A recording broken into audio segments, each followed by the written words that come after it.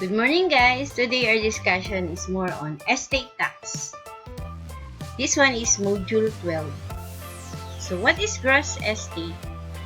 So gross estate consists of all property owned by a decedent at the time of his death, including stocks, bonds, real estate, mortgages, and other property that technically belong to him. So however, it shall not include the exclusive property of the surviving spouse. So, we have three kinds of deduction. First thing that we have is the ordinary deduction, the special deduction, and the deductions according to trade law. So, let's start with the ordinary deduction. So, on the ordinary deduction, you just understand this one, the ELIT or E-L-I-T. ELIT means expenses, L for losses, I for interest, and T for taxes. So, expenses. You have funeral expense.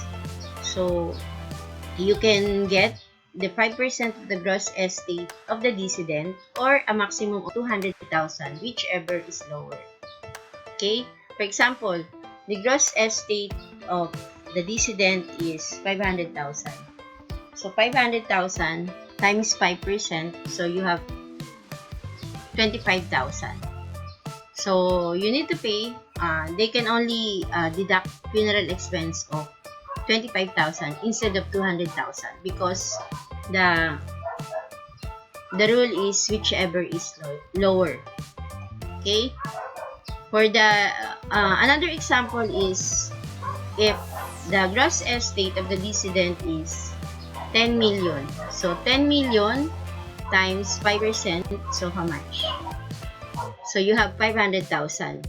So, here, you can only use 200,000 because this is only the maximum on the funeral expense.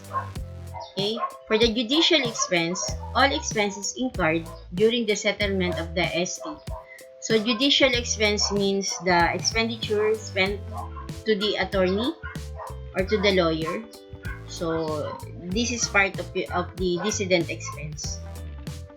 For the losses, casualty losses arising from theft, robbery, embezzlement, fire, shipwreck, storms, and other calamities can be filed as a deduction.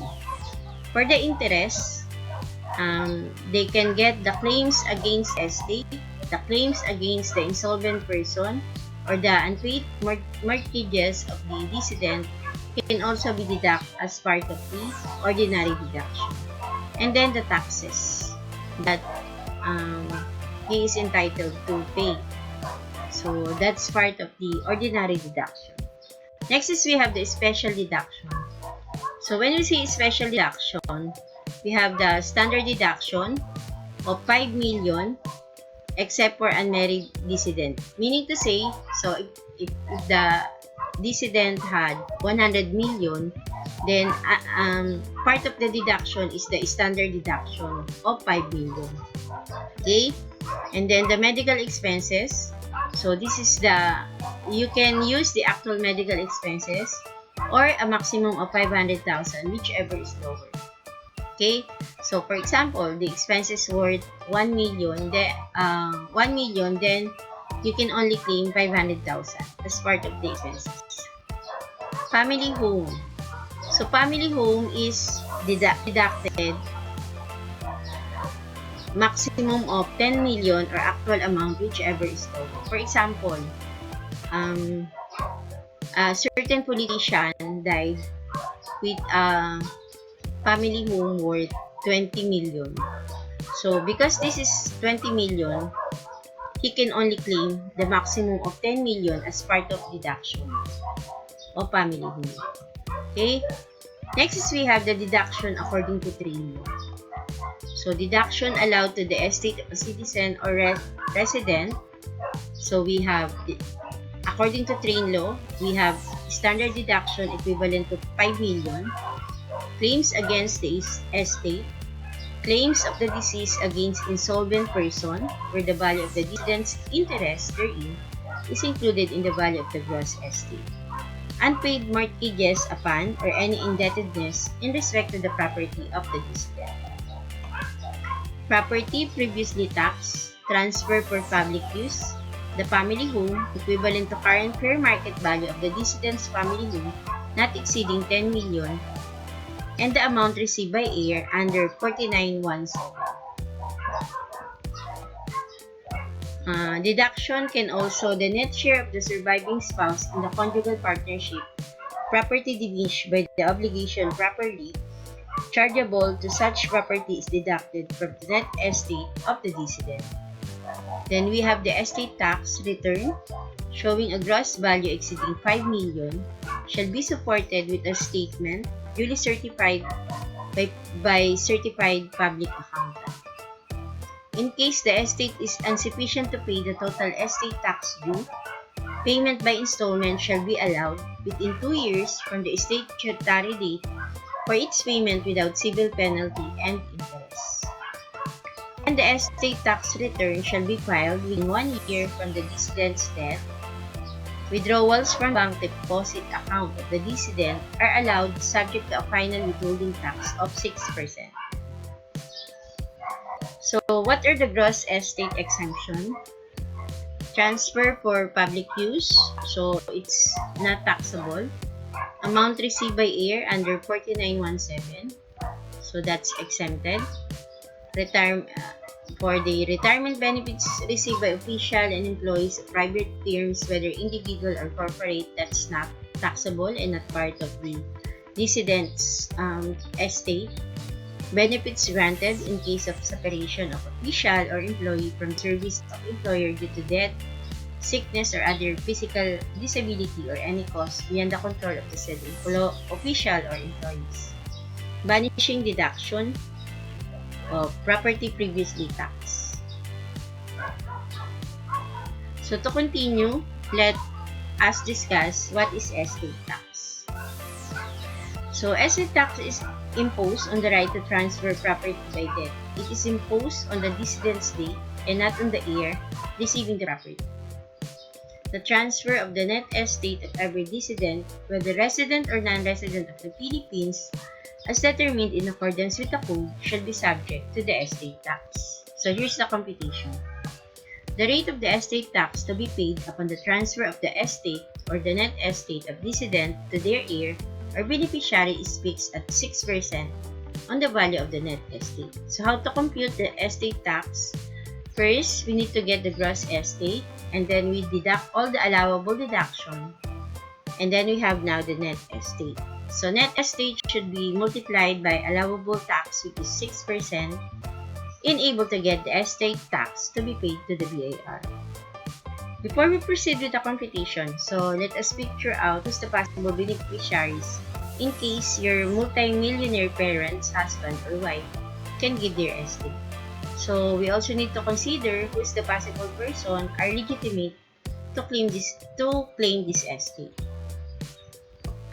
So an estate can be personal properties or real properties. So personal properties will include cash on hand and in bank, trust fund, savings, investment, jewelries, etc. for deceased person or the decedent. Real property are those properties that are fixed and cannot immediately divided by the beneficiaries, but are real property of a deceased person and ready to be divided among beneficiaries. So that's real property. So who are the possible beneficiaries? So there are things to consider to know the possible beneficiaries. So are you aware of the word affinity or consanguinity? Not yet? When we say affinity, it means it belongs to the immediate family of a deceased person. Immediate family means affinity. While consanguinity are the other relatives up to the 4th degree of consanguinity.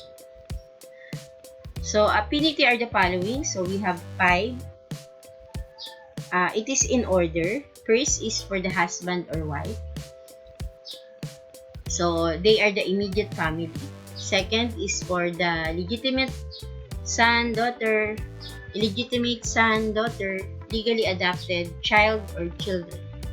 Okay? Third is for the parents.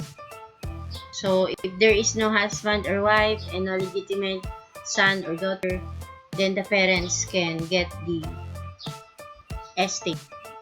If there is no husband, wife, there is no legitimate son, daughter, illegitimate son, daughter, and there are no parents who are alive, then the estate can get by the brother or sister. If first, second, third, and fourth are not alive, then the legally adopted parents can get the estate. Next is consanguinity.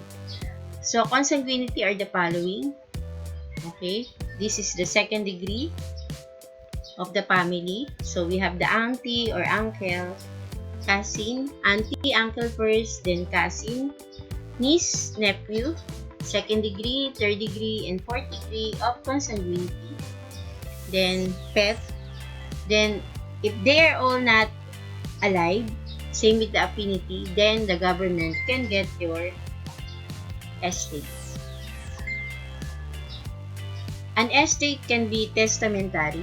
So if the will is being written through a testator or lawyer, then the estate can be testamentary.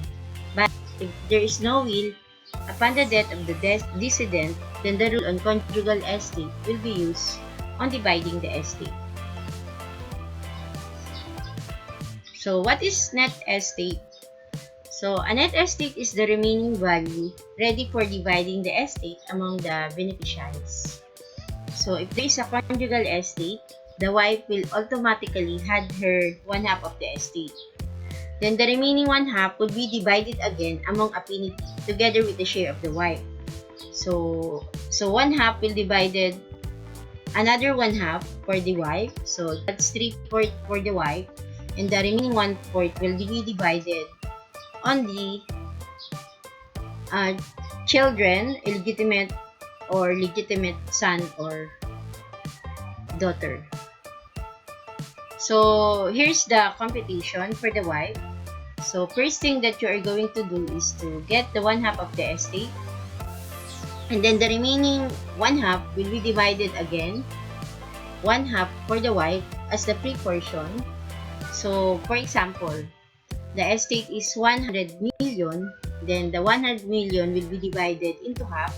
So the wife had already 50 million, and then the remaining 50 million will be divided again into half.